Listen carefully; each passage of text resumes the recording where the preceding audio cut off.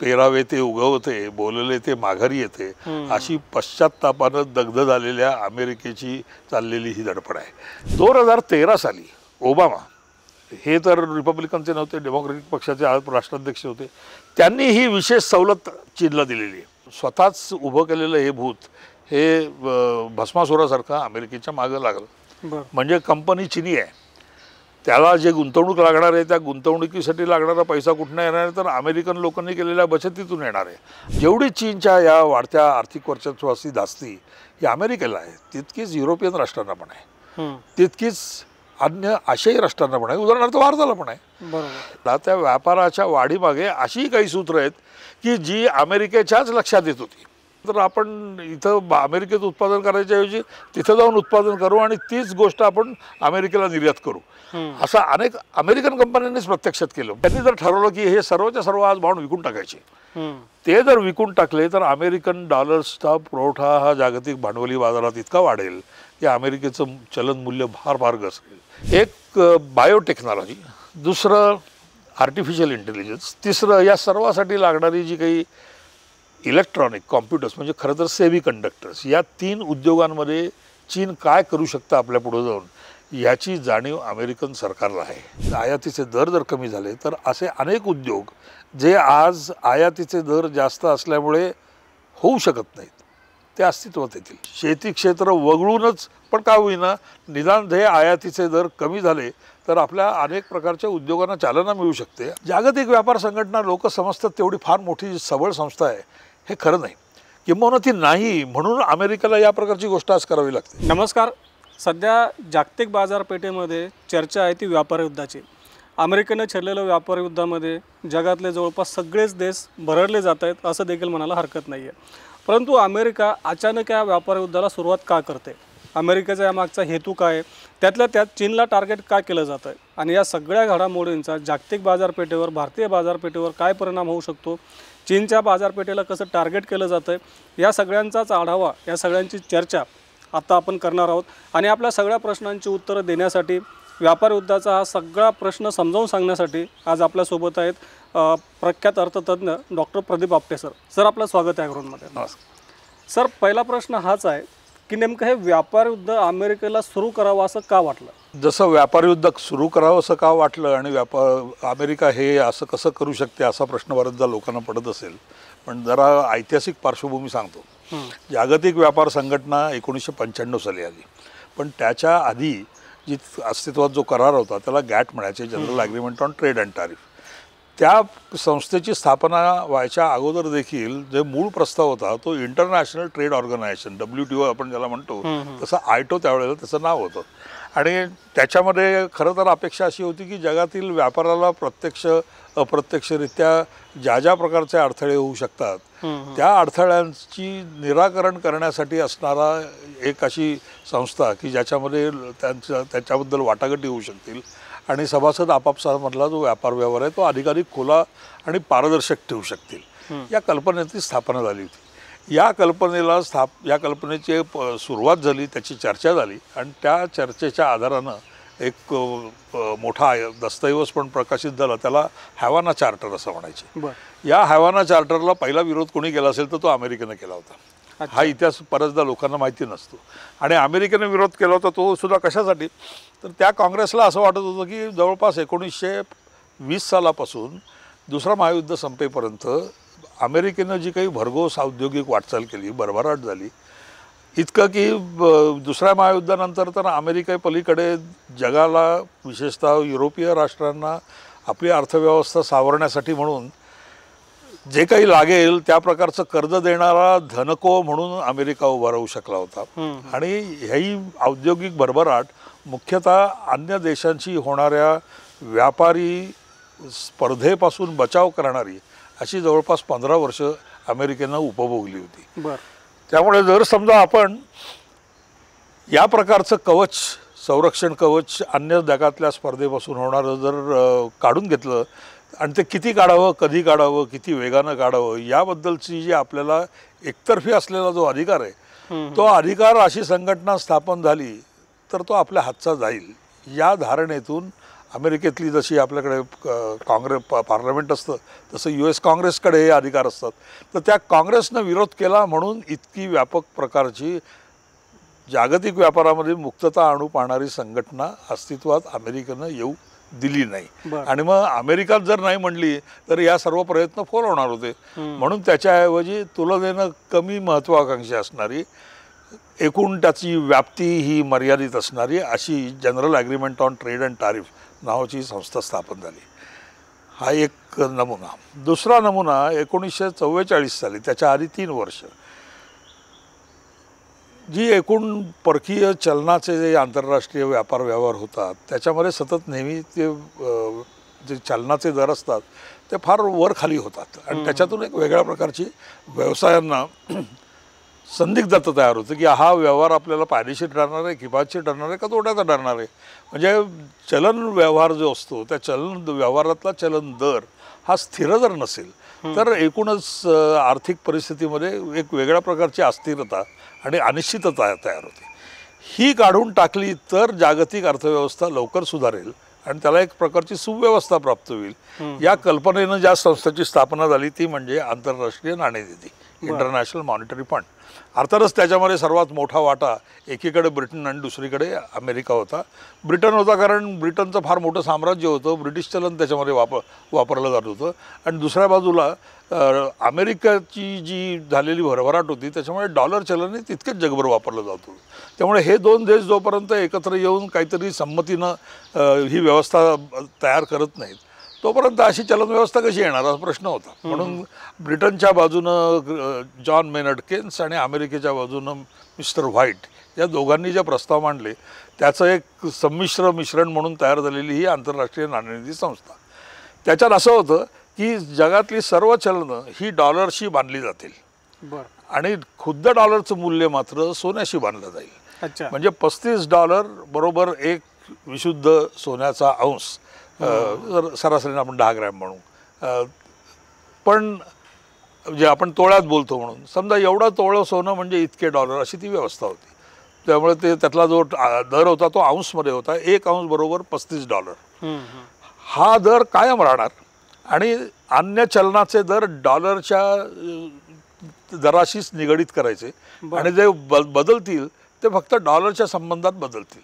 आणि ते सुद्धा किती बदलतील तर 2.25% वरती ठरलेल्या रेषेच्या आणि 2.25% खालती इतकेच त्यांना बदलायला परवानगी होती. जर सातत्यानं ती वरची किंवा खालची मर्यादा जर समजा अवहेरली गेली तर त्यांना आपल्या चलनाचं पुनर्मूल्यांकन किंवा अवमूल्यन करायची सक्ती होती.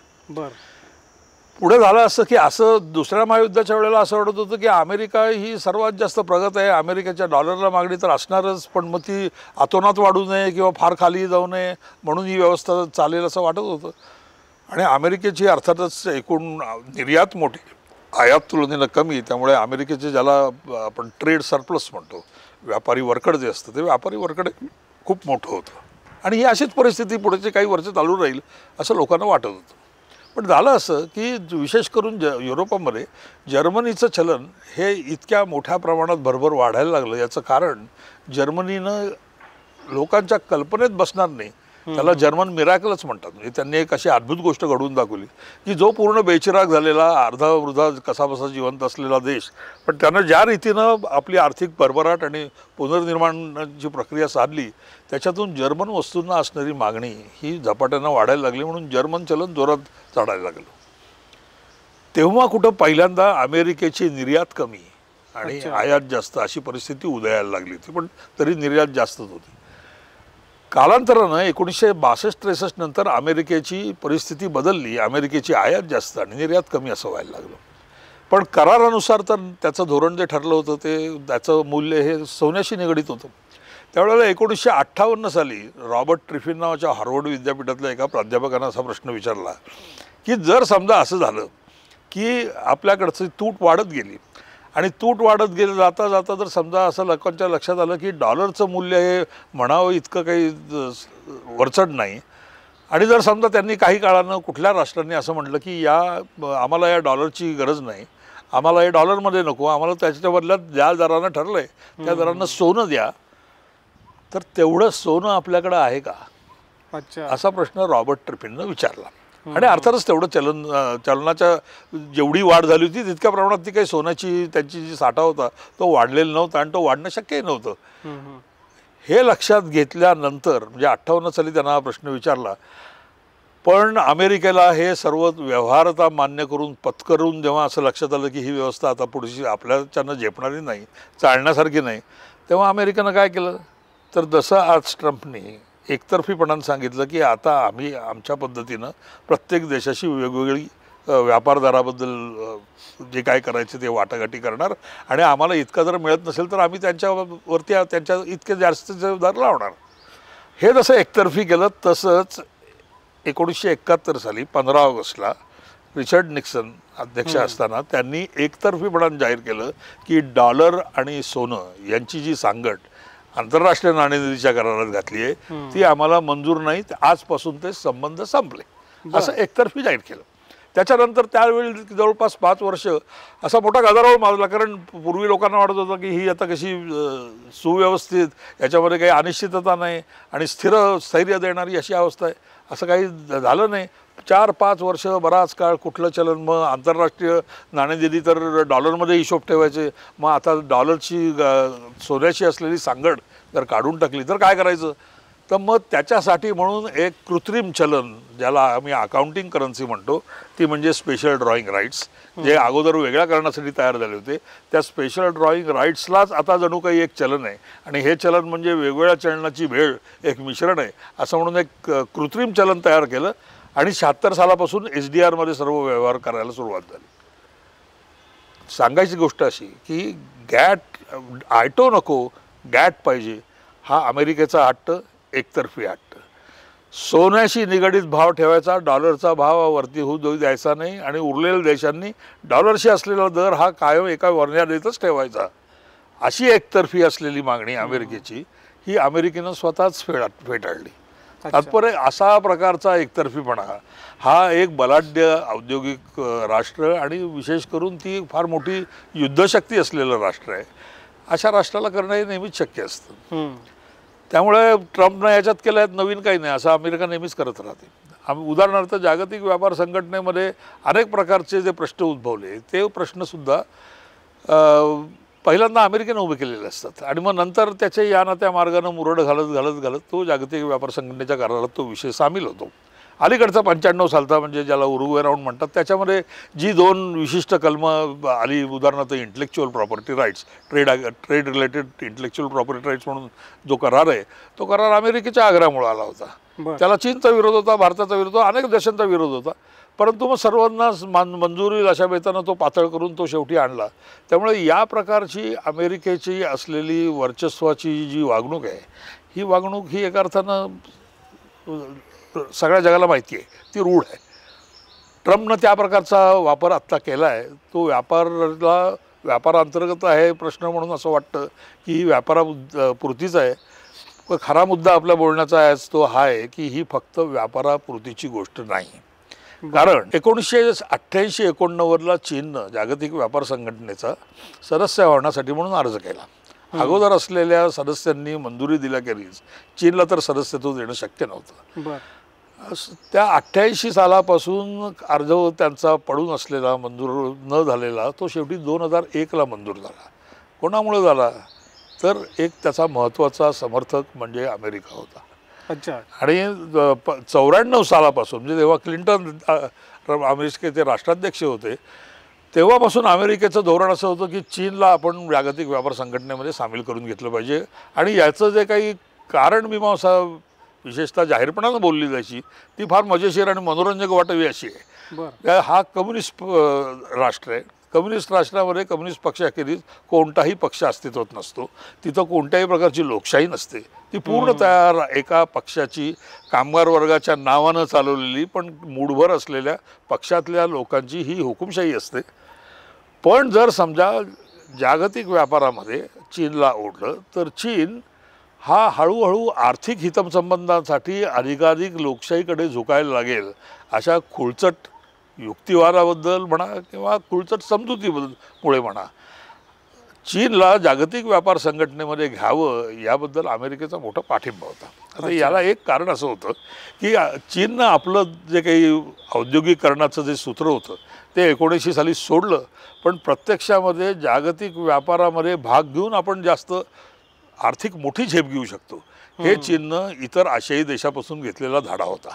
उदाहरणार्थ जपान, उदाहरणार्थ साऊथ कोरिया, अशा ज्याला नव्यानं औद्योगिकरण झालेले देश म्हणायचे त्यांच्या पद्धतीनंच आपण वाढायचं याची खुणगाठ बांधून चीननं काय केलं होतं तर विशेष आर्थिक क्षेत्र जे स्पेशल इकॉनॉमिक झोन वापरून तैवानी चायनीज लोकांसकट अमेरिकन उद्योगपतींना, अमेरिकन उद्योजकांना तिथे उत्पादन करायला प्रोत्साहन देऊन त्याला विशेष सोयी सवलती देऊन तिथून जगात आपली निर्यात वाढवायची हा जो काही पायंडा चीननं पत्करला, तिथपासून अमेरिकन लोकांना चीनमधलं स्वस्त मजुरी व चीन स्वतःहून आपल्याला सर्व प्रकारचं लागणाऱ्या ज्या पायाभूत सुविधा आहेत व्यापाराच्या सोयीस्कर, बंदरं असतील, रस्ते असतील, वीज पाणी जे काही असेल ते इतकं व्यवस्थित पुरवतं आहे तर आपण इथं अमेरिकेत उत्पादन करायच्या ऐवजी तिथं जाऊन उत्पादन करू आणि तीच गोष्ट आपण अमेरिकेला निर्यात करू असं अनेक अमेरिकन कंपन्यांनीच प्रत्यक्षात केलं. पहिल्या फार मोठ्या कालखंडामध्ये जवळपास 1.5 दशकाच्या कालखंडामध्ये चीनमधल्या विशेष आर्थिक क्षेत्रामध्ये झालेल्या औद्योगिक भरभराटीला तैवानी लोक जे एरवी तैवान आणि चीन यांचं शक्य नाही, त्यांच्यामध्ये अजूनही तैवान हा चीनचा भाग आहे हे चीनचं म्हणणं तैवानला मान्य नाही, पण आर्थिक कारणासाठी हे तिघही जण एकत्र आले आणि त्याच्यातून जी भरभराट झाली त्या भरभराटीकडे डोळे लागल्यामुळे अनेक इतर राष्ट्रातले लोक देखील तिथे येऊन, कारण चीन ही मोठी बाजारपेठ आहे, ती उद्या आज ना उद्या मोठी मोकळी होणार तर आपण तिथं जाऊन उत्पादन करावं, तिथून झालेलं उत्पादन अन्य जगभर जास्त स्वस्त प्रमाणात निर्यात करावं ह्याचं प्रलोभन असल्यामुळे जगातल्या अनेक प्रकारच्या भांडवलाचा ओघ हा चीनच्या व्यापारी विशेष क्षेत्र जे आहे तिथं वळला आणि त्यातून चीनची फार मोठी भरभराट झाली, इतकी की 2001 साली जो व्यापार होतो तो काही वस्तूंमध्ये 100 पट 400 पट इतका तुम्हाला वाढलेला दिसतो. या वाढीव निर्यातीमधून त्या म्हणजे आयात कमी आणि निर्यात जास्त इतका मोठा जो चीनचा व्यापाराचा पसारा वाढला आहे, त्याच्यामध्ये वाढणारं व्यापारी वर्कड वाढलं आहे. पण दुसरीकडे तुमच्या असं लक्षात येईल की असं झालं तरी चीनच्या चलनाला असणारी मागणी आणि पुरवठा यांचं गणित काही फारसं प्रत्यक्षात बदलताना दिसत नाही, उलट ते दर कायम स्थिरच राहतात. हे स्थिर का राहतात याचं कारण अन्य देशांसारखं चीन देखील चलन व्यापार व्यवहारामध्ये अशा प्रकारच्या क्लुप्त्या करतं की ज्याच्यामुळे चीनी वस्तूंना, चीनी चीनमध्ये असणाऱ्या उत्पादकांना असणारी मागणी वाढल्यामुळे त्या चलनाची फार भरभराट झाली तर चीनची निर्यात वाढणार नाही, म्हणून कृत्रिमरित्या हा दर निर्यातीला अनुकूल इतपत सातत्यानं खाली ठेवण्याचं धोरण हे चीननं वर्षानुवर्ष राबवलं. हे जेव्हा अमेरिकेच्या लक्षात यायला लागलं त्यावेळेला अमेरिकेनं पहिल्यांदा काय का विशेषतः 2000 सालानंतरच्या पहिल्या 10 दशकात चीन आपला विनिमय दर हा कृत्रिमरित्या ठेवता आहे याच्यावरती काहीतरी केलं पाहिजे अशा तक्रारींना मोठ्या प्रमाणात जी सुरुवात झाली ती अमेरिकेतूनच झाली. बरं, आता या प्रश्नाला तोडगा जागतिक व्यापार संघटनेत नाही, कारण एखादं चलन हे किती कृत्रिमरित्या वर ठेवलं आहे का खाली ठेवलं आहे याच्याबद्दल एकतर कोणताही करार नाही. याच्यामुळे अप्रत्यक्षरित्या एखाद्या व्यापाराला प्रत्यक्ष वा अप्रत्यक्षरित्या फार लाभ होतो, म्हणून त्याला क्षमता नसताना व्यापारामध्ये फायदा होतो, अशा प्रकारचा विचार करण्याची तरतूद ही प्रत्यक्षामध्ये जागतिक व्यापार संघटनेच्या कराराच्या कुठल्याच करारामध्ये नाही. आता हा स्वतःच उभं केलेलं हे भूत हे भस्मासुरासारखं अमेरिकेच्या मागं लागलं. म्हणजे एका अर्थानं आत्ता ट्रम्प जे करतो आहे त्याची मुळं ही तुम्हाला पहिल्यांदा 1994 साली क्लिंटननं जसं सांगितलं की आता लोकशाही येणार आहे, लोकशाही वगैरे काही आली नाही, झालं एवढंच की इतर ज्याला साऊथ एशियन कंट्रीज म्हणतात त्या दक्षिण आशियाई देशांप्रमाणेच त्याच्याहीपेक्षा कित्येक पटीनं चीनची इतकी मोठी व्यापारी आणि अन्य सर्व प्रकारची भरभराट झाली की चीन ही आज जगातली सर्वात मोठी अर्थव्यवस्था आहे. ती किती प्रमाणात मोठी आहे, कोणत्या प्रकारची त्याच्यामध्ये काही त्रुटी आहेत का वगैरे ही गोष्ट बघावी देखील लागणार नाही, बघावीशी वाटत नाही लोकांना, इतकी ती मोठी झाली. आता ही मोठी झाली ती ही फक्त व्यापारामुळे झाली ही गोष्ट खरी नाही, कारण हा जो व्यापार वाढला त्या व्यापाराच्या वाढीमागे अशी काही सूत्र आहेत की जी अमेरिकेच्याच लक्षात येत होती, पण अमेरिकेला त्याला तोंड कसं फोडायचं हे कळत नव्हतं, कारण म्हटलं तर एका अर्थानं काही अमेरिकन लोकांचेच हितसंबंध हे त्याच्यामध्ये अडकलेले होते. अच्छा. त्यामुळे जसं विनिमय जर कृत्रिम ठेवला म्हणून व्यापाराची जी काही वरकडाची वृत्ती आहे ती कायम ठेवता आली, त्याच्या जोडीनं मोठा प्रश्न हा 3 प्रकारचे मोठे प्रश्न आहेत. एक प्रश्न आहे तो म्हणजे आज मितीला अनेक चिनी कंपन्या या अमेरिकेमध्ये होणाऱ्या बचतीचा वापर करून त्यांच्यामध्ये गुंतवणूक मिळवते. म्हणजे कंपनी चिनी आहे, त्याला जे गुंतवणूक लागणार आहे त्या गुंतवणुकीसाठी लागणारा पैसा कुठनं येणार आहे तर अमेरिकन लोकांनी केलेल्या बचतीतून येणार आहे. आता तो कसा येतो तर अशा जवळपास 5 ते 5,500 कंपन्या आहेत असा अमेरिकेचा रिपोर्ट सांगतो. त्या कंपन्यांचे शेअर्स हे डायरेक्टली काही मिळत नाहीत अमेरिकन लोकांना. मिळतात तर काय, त्या शेअर्स भोवती असलेली ज्याला डेरिव्हेटिव्ह प्रॉडक्ट म्हणतात, म्हणजे त्याची सावली असावी असं म्हणून जे काही त्याचं मूळ दुसरं रूप तयार केलं जातं ज्याला आपण फ्युचर्स म्हणतो किंवा डेरिव्हेटिव्ज म्हणतो, या डेरिव्हेटिव्जमध्ये अमेरिकन लोक गुंतवणूक करतात. ही गुंतवणूक सुद्धा अमेरिकेतनं कुठनं मिळली जाते तर केमन आयलंडसारख्या कुठल्या तरी छोट्या देशामध्ये एक कंपनी काढलेली असते, त्या कंपनीच्या मार्फत अमेरिकन बचत ही चिनी कंपन्यांपर्यंत जाऊन पोहोचत असते. त्यामुळे अमेरिकेतला आत्ताचा एक बाहेर याची फार वाच्यता होत नाही, पण जवळपास गेले 7 ते 8 वर्ष चालू असलेला प्रश्न असा आहे की आपलीच बचत, अमेरिकन लोकांचीच बचत, अमेरिकन लोकांना प्रत्यक्ष त्या कंपनीमध्ये शेअर्स न मिळता फक्त त्या शेअर्सच्या सावलीतूनच त्यांना काय मिळायचं तो गुंतवणुकीचा लाभ मिळतो, ते प्रत्यक्षात मालकही नाहीत. आणि या कंपन्या काय करतात तर या कंपन्या अशा अनेक गोष्टी करतात की ज्या अमेरिकेच्या सुरक्षेच्या दृष्टीनं, अमेरिकेच्या अन्य प्रकारच्या सुरक्षा, उदाहरणार्थ कुठल्या प्रकारच्या वस्तूंना बंदी असावी वगैरे असे जे त्यांची बंधनं आहेत, याच प्रकारचं उत्पादन करणाऱ्या कंपन्या आहेत, त्यांना देखील अमेरिकेकडून एका अर्थानं अप्रत्यक्षरित्या भांडवलाचा पुरवठा येतो. हे सर्व जर बघायचं असेल तर हे फक्त व्यापारामध्ये चालणाऱ्या ज्या वाटाघाटी आहेत याच्याकडे दुर्लक्ष केलं, आणि ह्याकडे जर दुर्लक्ष करावं असं माझं म्हणणं नाही, पण त्याच्या जोडीनं हेही बघावं की अमेरिकेला काय पाहिजे. अमेरिकेच्या 3 मुख्य मागण्या आहेत. नंबर 1 की ज्या प्रकारचा सर्वंकष हुकुमशाही व्यवहार चीनमध्ये चालतो त्याच्यामुळे चीन अनेक अप्रत्यक्ष मार्गाने की ज्यामुळे एका अर्थानं ही चिनी कंपन्यांना अनुदान आहे. उदाहरणार्थ एखादी कंपनी आहे त्याच्यामध्ये चीनची कुठली तरी एक सरकारी कंपनी ही गुंतवणूक करते, आणि ती गुंतवणूक करते ती अशा कंपन्यांमध्ये करताना दिसते की त्या कंपनीमध्ये एरवी कोणी गुंतवणूक केली नसती, पण ती करते आणि त्याला त्यांच्याकडून भांडवलाचा पुरवठा होतो. हीच कंपनी किंवा अशाच प्रकारची कुठली तरी कंपनी तंत्रज्ञानामधून अन्यत्र चाललेल्या देशातलं तंत्रज्ञान कसं शोषून घेऊन आपलं आत्मसात करायचं आणि त्याची नक्कल करून पुढची पायरी कशी गाठायची, असं अनेक व्यवहारांमध्ये चीन प्रत्यक्षात तंत्रज्ञानाच्या मागे लागलेला दिसतो. आणि चीन हा अनेक महत्त्वाची जी तंत्रज्ञान क्षेत्र आहेत त्या तंत्रज्ञान क्षेत्राला आज मोठ्या प्रमाणात तुल्यबळ म्हणावं, अमेरिकेच्या तुल्यबळ म्हणावं, अशी चीननं प्रगती साधली आहे. एवढंच नाही आहे, पनामा कालवा ह्या कालव्याच्या ऑपरेशन्समध्ये जी हाँगकाँग कंपनी होती ती हाँगकाँग कंपनी देखील हाँगकाँग जेव्हा चीनच्या ताब्यात आलं त्याच्यानंतर ती चीनच्या अखत्यारीखाली आली. याच्यामुळे तो पनामा कालव्याचा प्रश्न आहे. आणि आता असं वाटतं की जणू काही पनामा कालवा त्यांनी ओढून घेतला, ओढून नाही घेतलेला त्यांच्याकडून, ते कारण पनामा कालवा जेव्हा हस्तांतरित झाला 1999 साली त्याच्यामध्ये देखील अमेरिकेनं अशी कलमं घातलीत की ज्याच्यामुळे अमेरिकेला या प्रकारचं हस्तक्षेप हा त्या करारानुसार शक्य आहे. आणि तो त्याच्यावरती काय आहे, कारण त्यांना हे माहिती आहे की पनामा कालव्यावरती हुकूमत असणं हे चीनच्या दृष्टीनं व्यापारीदृष्ट्या किती महत्त्वाचं आहे. असे अनेक देश आहेत की ज्या देशांमध्ये आता चीननं गुंतवणूक केली आणि त्या गुंतवणुकीसाठी वापरलेलं भांडवल हे चीनला कुठून मिळालं. उदाहरणार्थ जो बेल्ट रोड म्हणून ज्याची एवढी चर्चा होते याच्यासाठी लागणारे म्हणजे अनेक देशांमध्ये त्यांना जमीन खरेदी करावी लागते, माणसं न्यावी लागतात, यंत्र खरेदी करावी लागतात, ती उभारणीचा सर्व खर्च असतो, बांधकामाचा खर्च असतो. हे भांडवल कुठनं आलं आहे तर हे भांडवल अमेरिकेच्या बरोबरीनं अन्य जगामध्ये व्यापार करून मिळणारं जे वरकड आहे व्यापाराचं ते डॉलरमध्येच आहे आणि ते डॉलरमध्येच खर्च करून चीन अन्यत्र या गोष्टी करू शकतो. त्यामुळे डॉलर हा जागतिक चलनाचा भाग आहे आणि जागतिक चलनाचा फार मोठा वाटा, आणि हा फक्त चीनकडे आहे असं नाही.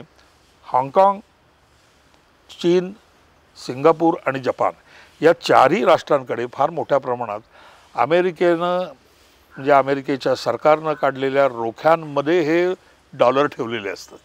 त्यामुळे उद्या जर समजा क्षणभर असं गृहीत धरू, असं ते करणार नाहीत, कारण त्यांच्या ते स्वतःच्या पायावर कुऱ्हाड मारल्यासारखं होईल. त्यांनी जर ठरवलं की हे सर्वच्या सर्व आज भांड विकून टाकायचे, ते जर विकून टाकले तर अमेरिकन डॉलर्सचा पुरवठा हा जागतिक भांडवली बाजारात इतका वाढेल की अमेरिकेचं चलन मूल्य फार फार घसरेल.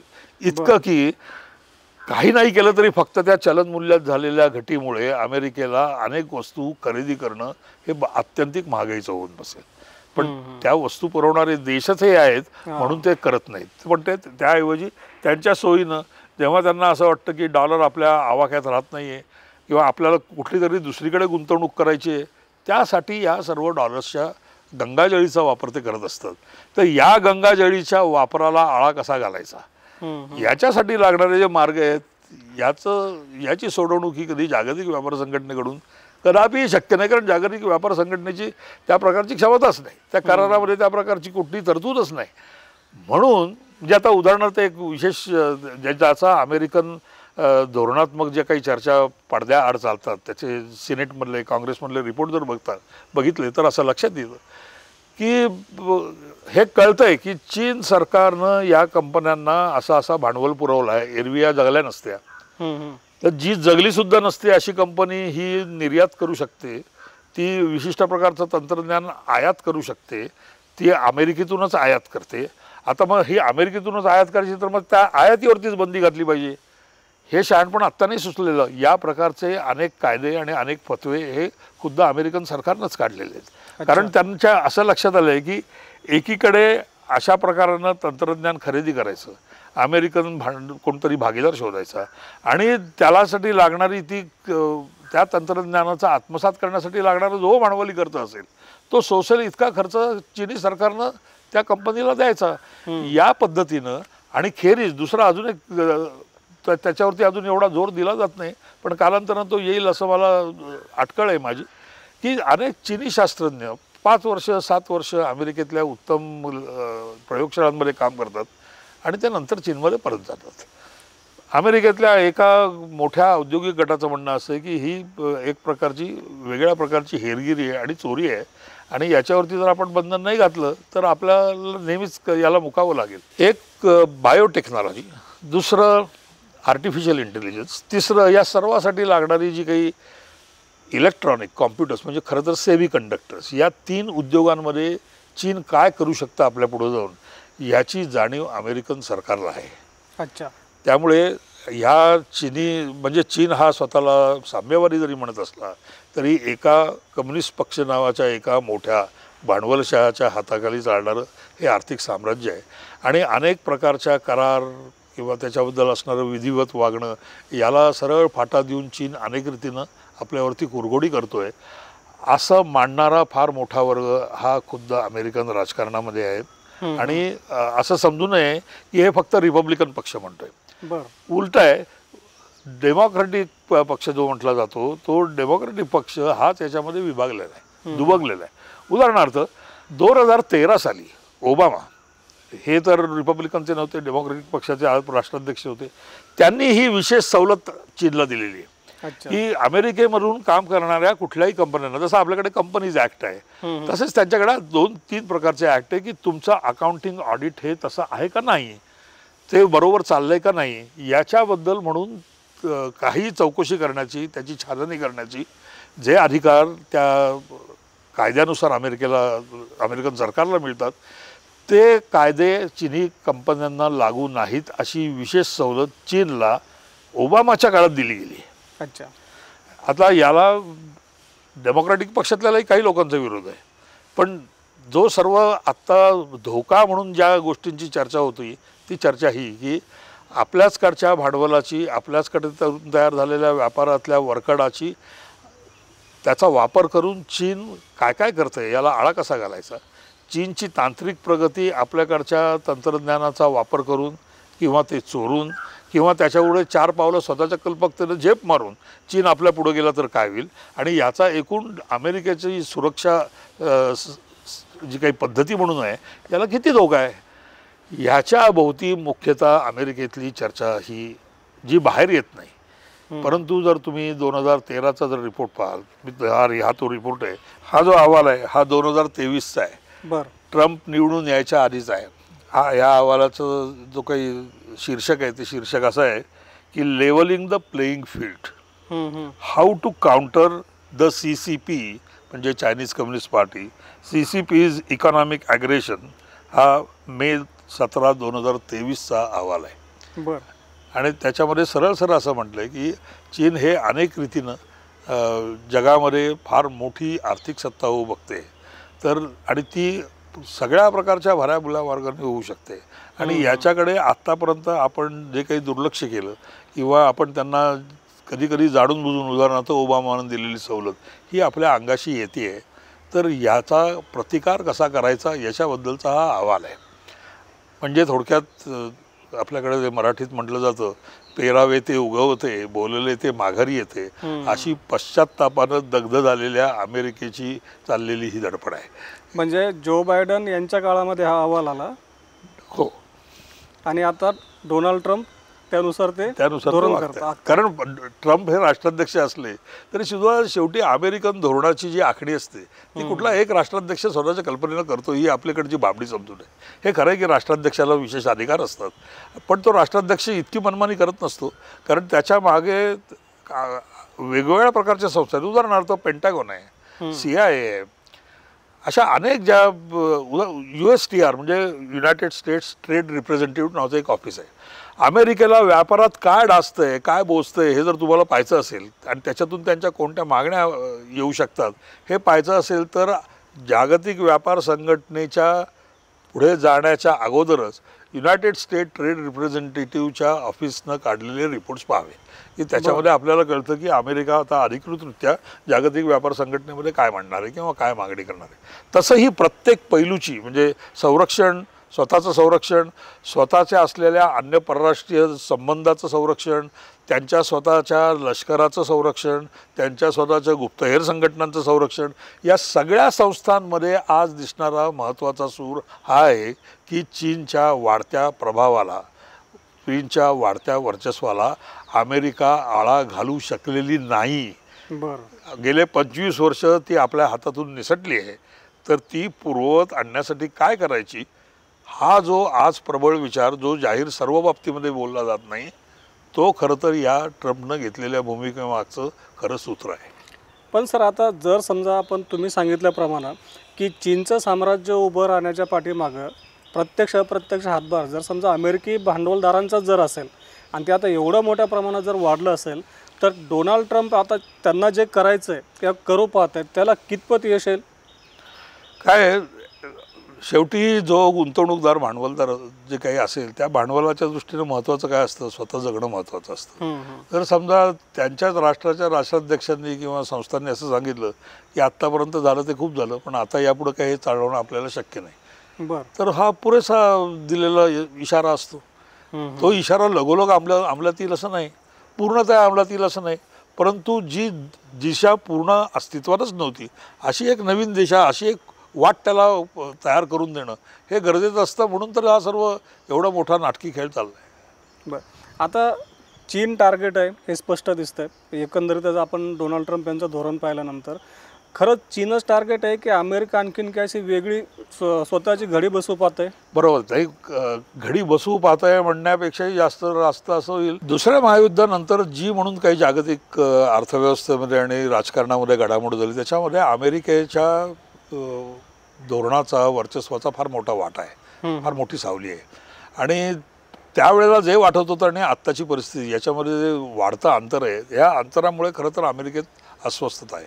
यात जसं चीनच्या विरोधात आहे तसंच आणि तितकीच एका टोकाची म्हणजे जुन्या इतिहासाशी तुलना करता टोकाची वाटावी अशी भूमिका ही अमेरिकन राजकारणामध्ये आत्ता उदय पावलेली आहे जवळपास गेले 15 वर्ष.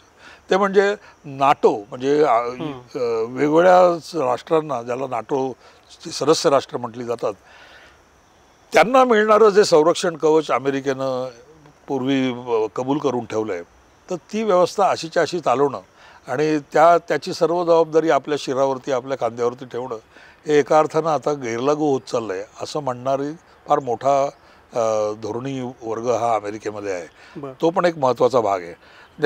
त्या प्रश्नाला एका अर्थानं तोंड फुटलं आहे ते युक्रेनमुळे. कारण आता युक्रेनचं युद्ध चालू ठेवून आपल्याला काय मिळतं आहे असा जर प्रश्न विचारला तर अमेरिकेला त्याच्यातून आपल्याला तिथं काहीतरी आहे, मग त्यातली एवढी विशेष आपल्याला अधिकार मिळेल, त्या भूमीमध्ये मिळणारी खनिजं मिळतील, याच्या पलीकडे काही फार मोठं उत्तर देण्यासारखं नाही. त्याहीपेक्षा एक मोठा प्रश्न असा आहे की हे सर्व अमेरिकेनं करायचं, त्याच्यामध्ये अमेरिकेच्या स्वतःच्या ज्याला मिलिटरी इंडस्ट्रियल कॉम्प्लेक्स म्हणतात त्याचा जरी लाभ असला तरी हा लाभ मिळण्यासाठी आपण जो खर्च करतो त्या प्रमाणात आपल्याला त्याचा राजकीय आणि आर्थिक लाभ असा तो काय असतो, तर तो फारच कमी असतो. आणि त्याचा उलट अप्रत्यक्ष आर्थिक लाभ हा युरोपियन देशांनाच मिळतो. आणि आता युरोपियन देश हे काय अशा अवस्थेत नाही, ज्या अवस्थेत ते दुसऱ्या महायुद्धानंतर होते त्याच्यापेक्षा ते चांगले भरभराटीला आलेले सुव्यवस्थित अशा प्रकारचे देश आहेत. तर त्यांनी आता त्याची आर्थिक जबाबदारी घ्यावी. अमेरिकेनं एकछत्रीपणानं हे कशासाठी आपल्या खांद्यावरती ही जबाबदारी पेलावी, असं युक्तिवाद असणाराही मोठा वर्ग हा अमेरिकन धोरणकर्त्यांमध्ये आहे. तो देखील या ट्रम्पच्या राजकारणामधला एक महत्त्वाचा घटक मानायला पाहिजे. आणि या निमित्तानं म्हणजे आपली जी परस्परांच्या आयातीचे दर कसे असावेत या निमित्तानं अजून त्याच्या जोडीनं काय निगोशिएट होणार असतील तर तो हा प्रश्न होणार आहे. आणि एका बाबतीमध्ये जरी ते जाहीरपणानं असं म्हणत नसले तरीसुद्धा जेवढी चीनच्या या वाढत्या आर्थिक वर्चस्वाची धास्ती ही अमेरिकेला आहे तितकीच युरोपियन राष्ट्रांना पण आहे, तितकीच अन्य आशियाई राष्ट्रांना पण आहे, उदाहरणार्थ भारताला पण आहे. त्यामुळे त्या बाबतीत अमेरिका ही एकटीच पडेल असं म्हणण्याचंही काही कारण नाही. आणि हेही खरं आहे. आता लोकांना अर्थातच असं म्हणायचं की मग आता भारतानं काय करावं. आता जरा भारतानं देखील असाच विचार करावा की आपण गेले जवळपास 25 वर्ष अगदी काही थोडे बदल जर सोडले तर आपले आयातीचे दर आहेत त्या म्हणजे आयातीवरती लावलेले जे काही आपले दर असतात, कस्टम्स ड्युटी आपण ज्याला म्हणतो, हे इतके वरती ठेवून आपली औद्योगिक भरभराट होईल हा भ्रमनिरास आपला 1991 सालीच झाला आहे. अच्छा. पण आपण ज्या झपाट्यानं हे दर खाली आणायला पाहिजे होते तेवढे कधीच आणले नाही. जेव्हा आणले त्यावेळेला शक्यतो आपण याची काळजी घेतली की आयातीवरती लावायची शुल्क जरी खाली आणली तरी तितक्याच प्रमाणात रुपयाचं आपण जे काही व्यवहारामध्ये होणारं मूल्य खाली जाणं असतं त्याची जी घसरण असते ती घसरणही तेवढीच होऊन द्यायची. म्हणजे इकडे जर समजा 5% आपण आयात शुल्क कमी केली असतील आणि त्याच वेळेला एक 5-7% आसपास जर समजा आपलं चलनाचं मूल्य जर कमी झालं तर एकूण प्रत्यक्षात उत्पादकाला मिळणारं जे काही आयातीच्यापासून असणारं स्पर्धात्मक संरक्षण असतं ते तेवढंच राहतं. या अर्थानं आपण पूर्ण कधी मोकळे झालो तसं समजणं हे चुकीचं आहे. म्हणजे पूर्वीपेक्षा आयात सुलभ झाली आहे, ते करण्यासाठी लागणारी यातायात धडपड, त्याच्यासाठी होणारा खर्च, त्याच्यामधल्या अनेक पूर्वपरवाने ही सर्व जरी कमी झालेले असले तरीसुद्धा आपण जी आयात लावतो ती आयातीचे दर जर कमी झाले तर असे अनेक उद्योग जे आज आयातीचे दर जास्त असल्यामुळे होऊ शकत नाहीत ते अस्तित्वात येतील.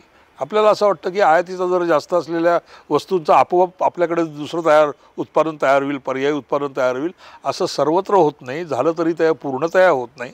गुणात्मक दृष्ट्या, आकारमानाच्या दृष्ट्या ते उद्योग तुलनेने खुरटलेले राहतात. त्यामुळे सर्व बाबतीत आयात पर्यायन करणं, अशा प्रकारचं धोरण ठेवणं हे खुळचटपणाचं आहे. याच्यासाठी आपण 91 सालापासून त्यात बदल केले, पण तो जो बदलाचा झपाटा आहे तो झपाटा हा अतिशय मंद आहे. आणि भारतानं जर आता विचार करायचा म्हटलं तर या संधीचा फायदा घेऊन, कारण हे मी याचा विशेष उल्लेख एवढ्यासाठी करतो, 2015 ते 2018 जे आपले एक आर्थिक सल्लागार होते, जे सध्याच्या आपल्या आत्ताच्या नव्या 16व्या वित्त आयोगाचे अध्यक्ष आहेत, ते म्हणजे अरविंद पनगारिया. हे आंतरराष्ट्रीय व्यापार तज्ज्ञ आहेत. त्यांनी त्यावेळेला सरकारला सुचवलेले जे दर आहेत त्यांचा जो अहवाल आहे त्या अहवालानुसार आपण आयातीचे दर मोठ्या प्रमाणात कमी करायला पाहिजे. झालंय उलटं की आयातीचे दर कमी करण्याच्या ऐवजी अनेक विशिष्ट क्षेत्रांमध्ये त्या क्षेत्रामधून आलेल्या रेटामुळे म्हणा, हितसंबंधामुळे म्हणा, आपण ते आयातीचे दर वाढवलेले आहेत. त्यामुळे हे दर कमी करण्याची आपल्याला गरज आहे. परंतु हितसंबंधी उद्योगांना नेहमीच असं वाटतं की आपल्याला बाहेरून येणाऱ्या स्पर्धेपासून संरक्षण म्हणून हे वरती असायला पाहिजेत. या दबावाखाली आपण अनेक वस्तूंचे दर वाढवलेले आहेत. त्यामुळे एका अर्थानं अमेरिकेबरोबर आपल्याला थेट एकास एक अशी जी काही देवघेव करायची आहे, त्या देवघेवीच्या निमित्तानं पंगारिया समितीनं 2015 ते 2018 मध्ये सुचवलेले जे आयातीचे दर, त्याची कपात आणि त्याची पातळी खाली आणण्याची जी प्रक्रिया आहे, ती प्रक्रिया या निमित्तानं जास्त सुरू करता येईल. मला वाटतं कदाचित अशा प्रकारचा प्रवाह दिल्लीमध्ये पण असावा, कारण आता काही जण तर असं म्हणतात की या निमित्तानं आपण अमेरिकेशी सरळ सरळ मुक्त व्यापार करार करून टाकावा, जे फ्री ट्रेड ॲग्रीमेंट म्हणतात तसा लगोलग होईल अशी शक्यता नाही. कारण त्याच्यामध्ये फ्री ट्रेड ॲग्रीमेंट म्हटलं की त्या वस्तूंची व्याप्ती खूप मोठी असते आणि त्याच्यामध्ये विशेष करून आपल्या देशालाच नाही, सर्व देशांना हा प्रश्न येतो की या देशातल्या शेतीला किती प्रमाणात स्पर्धात्मक दबावाला तोंड द्यायला लागायचं आणि त्यात आपल्याकडची एकूण शेतीची अवस्था, शेतकऱ्यांची जी काही मनोवृत्ती आहे ती लक्षात घेता आपण अशा प्रकारच्या उदारीकरणामध्ये शेतीबद्दल काही अमेरिकेला देऊ शकू अशी मला शक्यता वाटत नाही. त्यामुळे शेती क्षेत्र वगळूनच पण का होईना निदान हे आयातीचे दर कमी झाले तर आपल्या अनेक प्रकारच्या उद्योगांना चालना मिळू शकते. अनेक निर्यातक्षम उद्योगांना आयातीशिवाय निर्यात शक्य नसते हे आपल्याला अजून लोकांना कळत नाही. अनेक उद्योग हे आयात सुलभ झाल्यामुळे, आयात स्वस्त झाल्यामुळे आपण निर्यातीमध्ये बळकट होऊ शकतो. अशी जी जी क्षेत्र आहेत निदान त्या क्षेत्रामध्ये प्राधान्यानं कमी आयातीच्या दराची अशी आपण मागणी करत आलो, ती या निमित्तानं जर पुरी करता आली तर ती बरं होईल. फक्त सरकारला यामध्ये एकच अडचण अशी आहे, ती अडचण अशी की जर असं म्हटलं की पंगारिया समितीनं सांगितलं होतं ते आम्ही आत्ता करतो, तर विरोधी पक्ष म्हणणार नाही तुम्ही अमेरिकेच्या दबावाखाली येऊन केलं. ही या प्रकारची टीका सरकारला अंगावरती घेण्याला जड जाईल. तर जर विरोधी पक्षांना जर हे लक्षात आलं किंवा त्यांनी विश्वासात घेतलं तर आपण या प्रकारची आयात दर सातत्यानं कमी करत नेण्याची जी प्रक्रिया पंगारिया समितीनं सुचवली होती ती या निमित्तानं उलट आपण आपल्याला आयती चालू झालेली संधी म्हणून पत्करावी. आता अमेरिकेने जेव्हा शुल्क लावलं होतं आपल्यावर, जगातल्या बहुतांश देशांनी त्याला उत्तर दिलं होतं. चीन असेल किंवा कॅनडा, मेक्सिको किंवा युरोपियन देश आहे. भारताचं नेमकं धोरण काय भारत सरकारचं ते अजून अधिकृतरित्या बाहेर आलेलं नाही, किंवा म्हणजे आयात शुल्क वाढवणं तर सोडा, परंतु नेमकं आपण काय करू इच्छितो याची स्पष्टता दिसत नाही आहे. असं आहे की जे इतक्या मोठ्या प्रमाणात व्यापार करणारे देश आहेत अमेरिकेशी, त्यांची प्रतिक्रिया आणि आपली प्रतिक्रिया ही त्यांच्या इतकीच आणि त्यांच्यासारखी असायला पाहिजे असं बिलकुल नाही. मुळात हे जाहीर करण्यामागचा एक हेतू उघड आहे आणि त्याच्यामध्ये जी मुदत 2 महिने 90 दिवस हे कशासाठी ठेवलं आहे?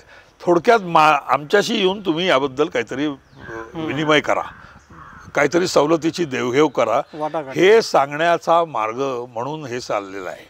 पहिल्या दिवशी 2 एप्रिलला जे जाहीर केलं आणि आज जे प्रत्यक्षात हळूहळू त्यातलं याला सवलत आहे, त्याला सवलत आहे, याला लागू नये, याला जास्त दिलेलं आहे, याला जास्त कर लावलेला आहे, हे जे सर्व वेगवेगळे टप्प्याटप्प्यानं चाललेले व्यवहार आहेत ना, हे थोडक्यात आमच्याशी या देवघेवीच्या स्वरूपात वाटाघाटी करा, म्हणजे आपण दोघांना मान्य होईल अशा प्रकारानं या शुल्कांची पुनर्रचना करू अशी दिलेली हाळी आहे. या पलीकडे त्याला जास्त काही महत्त्व देऊ नये. आणि महत्त्व देऊ नये याचा अर्थ असा की या पलीकडे त्यात जास्त काही साध्य करता येणार का नाही हे त्यांना माहिती आहे, की मग एवढंच साध्य करता येईल हे माहिती आहे म्हणून अशा प्रकारची हाक दिली आहे. उरलेल्या गोष्टी ज्याचा मी उल्लेख केला त्याबद्दल अमेरिका त्यांचे स्वतःचे वेगळे मार्ग पत्करेल. त्याचा एकूण जागतिक अशा प्रकारचं आवाहन करण्याचा प्रश्नच येत नाही.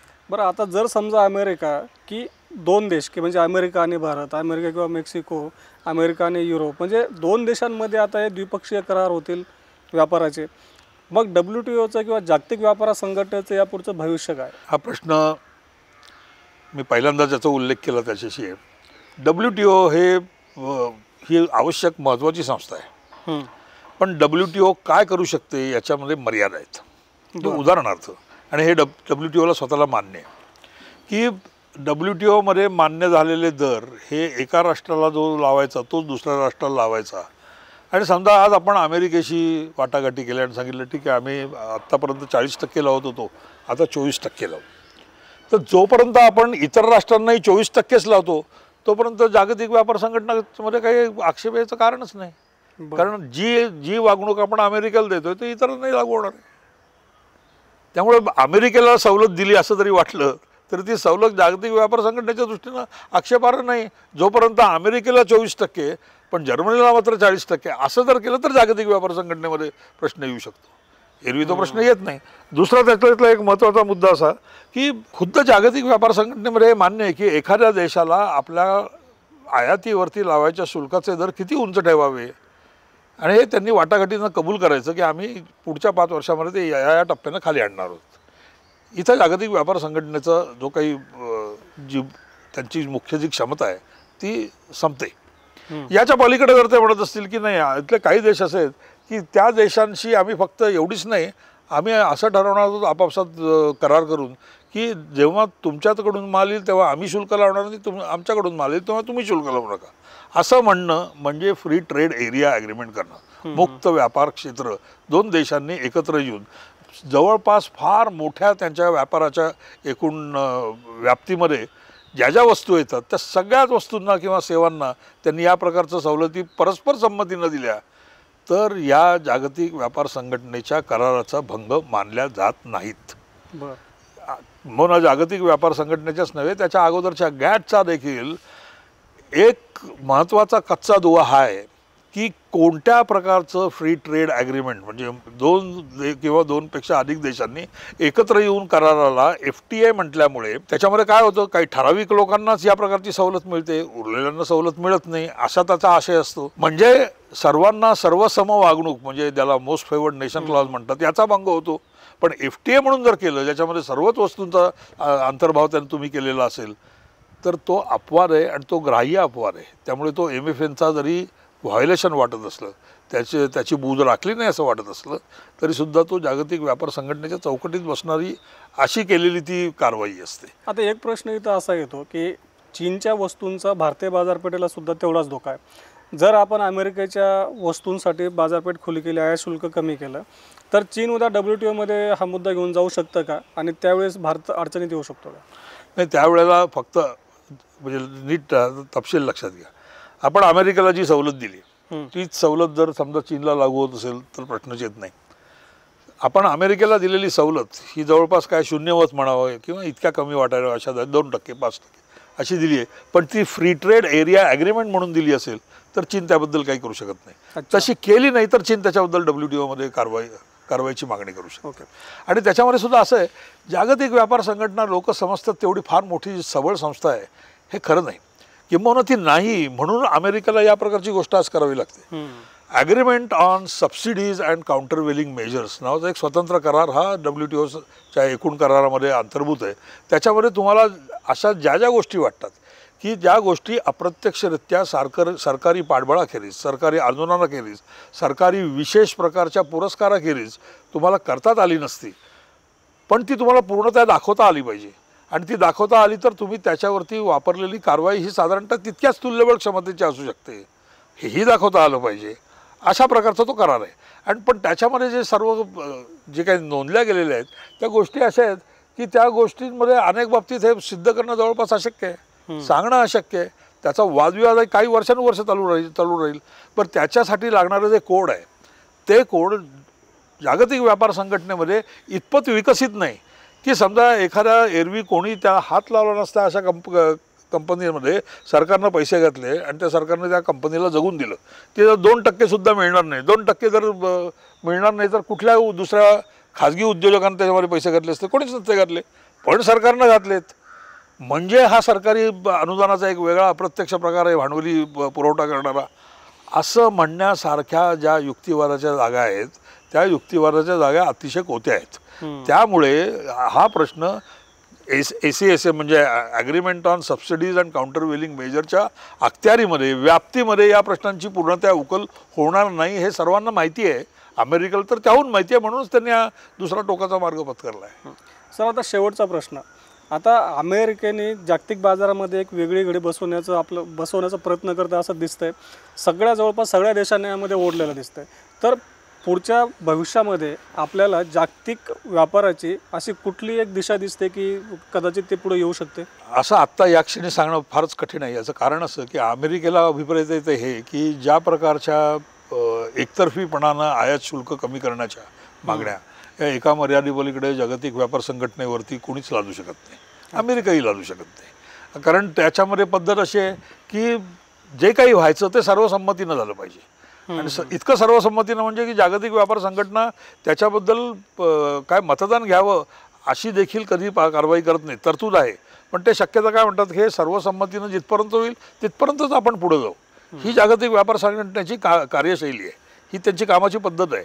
पण या पद्धतीमुळे काही राष्ट्रांना ही पुरेशी नाही असं जेव्हा वाटतं, त्यावेळेला त्यांच्यासमोर उपलब्ध असलेला मार्ग काय, तर तो मार्ग म्हणजे ज्याला PTA प्रेफरन्शियल ट्रेडिंग अरेंजमेंट किंवा FTA म्हणजे मुक्त व्यापार क्षेत्र स्वरूपाचे करार, ह्या करण्यापलीकडे दुसरा पर्याय नाही. तर या निमित्तानं जर अजून 4 राष्ट्र आपल्या यामुळे अमेरिकेला जर वाटलं की आपल्या गळाला लागतील, तर ते तो मार्ग चोखाळून बघणारच. तसाच मार्ग आपणही चोखाळून कदाचित बघू, आपल्याला माहीत नाही. आता बिमस्टेक सारखं जे आहे, ज्याच्यामध्ये चीन जर नसेल तर बिमस्टेकमध्ये भारताला रस आहे. पण जे दुसरं अगोदरचं जे ॲग्रीमेंट होतं, त्या ॲग्रीमेंटमध्ये चीन असल्यामुळे भारताला त्यात रस नव्हता. नाहीतर प्रपोजल काय होतं, 2017 साली चाललेला त्या ॲग्रीमेंटचा जो प्रयत्न चालला होता म्हणजे चीन होता, म्हणूनच भारत त्याच्यामध्ये सामील झाला नाही. पण अन्य देश, चीन सोडून अन्य देश झाले तर भारत त्याच्यामध्ये आनंदानं सामील होईल. अशा प्रकारच्या मुक्त व्यापार पद्धतीच्या करारांना कदाचित चालना मिळण्याची शक्यता या घटनेमुळे जास्त होईल. आणि ती कदाचित काही बाबतीत अमेरिकेच्या पुढाकारानं किंवा अमेरिकेच्या दबावामुळं अशी झालेली असेल. अच्छा, आता अमेरिका जे करू पाहतं त्याला नेमकं किती यश येतं आहे, जागतिक बाजारामध्ये जागतिक व्यापारामध्ये नवीन घडी नेमकी कशी बसते, हे ज्यावेळी स्पष्ट होईल त्यावेळेस पुन्हा आपण एकंदरीतच जागतिक बाजाराची दिशा, त्यामध्ये भारताला असलेली संधी, भारताचं स्थान, अमेरिकेचं स्थान, चीनचं स्थान, सगळ्या देशांचे डावपेच, या सगळ्यांवर आपण परत सरांकडून हा विषय समजून घेऊ. सर, तुम्ही आज वेळ दिला, हा सगळा किचकट विषय आम्हाला समजून सांगितलं, त्याबद्दल धन्यवाद. धन्यवाद. थँक्यू.